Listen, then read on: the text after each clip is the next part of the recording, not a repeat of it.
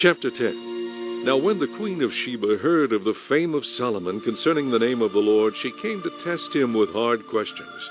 She came to Jerusalem with a great retinue, with camels that bore spices, very much gold and precious stones. And when she came to Solomon, she spoke with him about all that was in her heart. So Solomon answered all her questions. There was nothing so difficult for the king that he could not explain it to her. And when the queen of Sheba had seen all the wisdom of Solomon, the house that he had built, the food on his table, the seating of his servants, the service of his waiters and their apparel, his cupbearers, and his entryway by which he went up to the house of the Lord, there was no more spirit in her.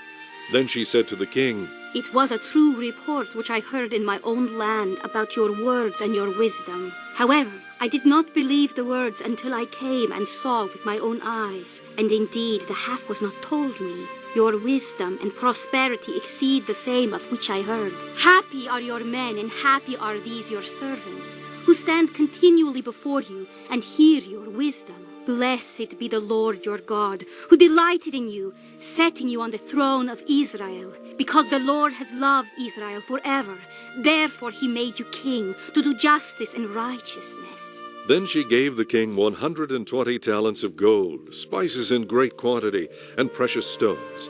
There never again came such abundance of spices as the queen of Sheba gave to King Solomon. Also the ships of Hiram, which brought gold from Ophir, brought great quantities of almug wood and precious stones from Ophir. And the king made steps of the almug wood for the house of the Lord and for the king's house, also harps and stringed instruments for singers. There never again came such almug wood, nor has the like been seen to this day. Now King Solomon gave the queen of Sheba all she desired, whatever she asked, besides what Solomon had given her according to the royal generosity. So she turned and went to her own country, she and her servants. The weight of the gold that came to Solomon yearly was 666 talents of gold, besides that from the traveling merchants, from the income of traders, from all the kings of Arabia, and from the governors of the country. And King Solomon made 200 large shields of hammered gold. 600 shekels of gold went into each shield. He also made 300 shields of hammered gold. 3 minas of gold went into each shield. The king put them in the house of the forest of Lebanon. Moreover, the king made a great throne of ivory, and overlaid it with pure gold. The throne had 6 steps, and the top of the throne was round at the back. There were armrests on either side of the place of the seat, and 2 lions stood beside the armrests. 12 lions stood there, one on each side of the 6 steps.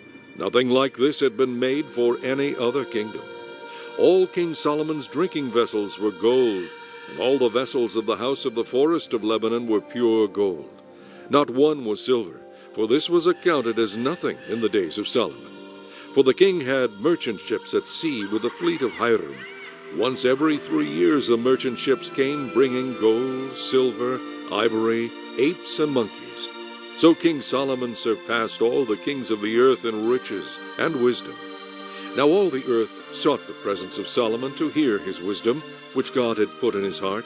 Each man brought his present, articles of silver and gold, garments, armor, spices, horses, and mules, at a set rate each year. And Solomon gathered chariots and horsemen. He had 1,400 chariots and 12,000 horsemen, whom he stationed in the chariot cities, and with the king at Jerusalem. The king made silver as common in Jerusalem as stones, and he made cedar trees as abundant as the sycamores which are in the lowland.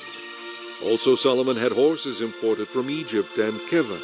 The king's merchants bought them in Keva at the current price. Now a chariot that was imported from Egypt cost 600 shekels of silver, and a horse 150, and thus, through their agents, they exported them to all the kings of the Hittites and the kings of Syria.